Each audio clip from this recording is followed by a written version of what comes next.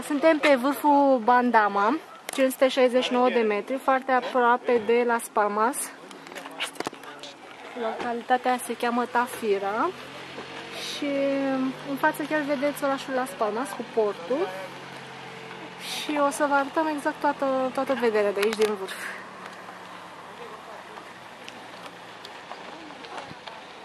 Hola! Joana apare un pic. Și asta este Tafira, care e împărțită în două, Tafira de jos și Tafira de sus. Ce? Ce? Ce? Nu cred că se aude, trebuie să stai mai... Fac așa. Aici, da. Aici întrerupem puțin filmul.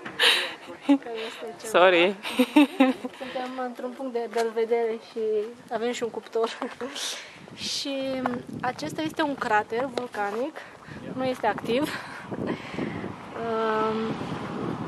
Are adâncimea de 200 de metri, diametru 1000 de metri și dincolo de el se vede terenul de golf.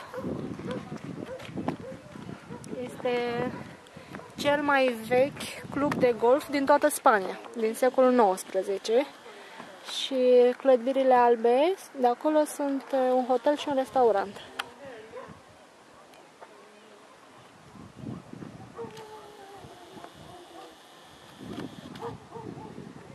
Și acum o să vedeți restul orașului Las Palmas. Deci la început era portul și